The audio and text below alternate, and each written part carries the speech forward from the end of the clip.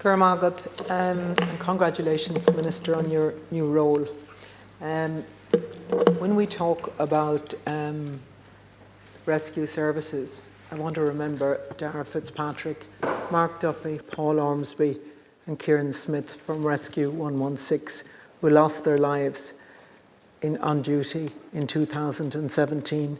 I also want to remember Katrina Lucas from 2016, and then many others who lost their lives as well in their service to this country.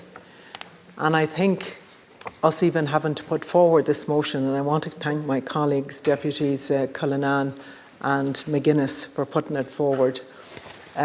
We shouldn't even have to do this. I think it's disgraceful. And I do think it's an insult to the Coast Guard services, the search and rescue crews. I also want to commend all of those volunteers that are involved in the Coast Guard. Coming from a county like Mayo, we see day and night what those volunteers put in to their communities, to keep their communities safe and to keep people safe. And obviously coming from Mayo as well, we have the offshore islands. Even I know tonight there's somebody travelling from Ballycroy over to Inishbigil.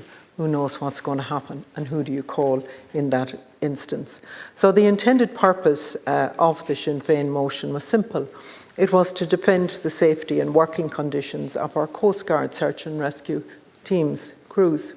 These brave workers are absolutely vital to counties like my own in Mayo, where our coastal communities depend on them every single day and night. Many of our people work at sea, and they know that when danger strikes, it is these crews who answer the call. And I am very disappointed, Minister. I keep finding over and over again that there's just a lack of accountability from government, from so many different things. You know, it's not our responsibility, it's somebody else, somebody we've contracted to do the job.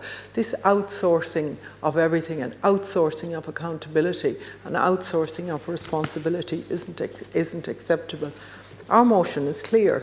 It's to end the under-recording of the 24-hour shifts, it's to ensure compliance with Irish and EU working time law, and it's to protect our crews from dangerous levels of fatigue.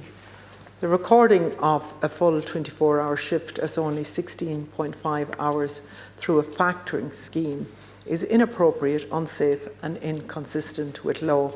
It inflates the number of 24-hour shifts a worker can be asked to perform by an extra 21 shifts per year, and as a result it exposes our crews and public to unnecessary risk.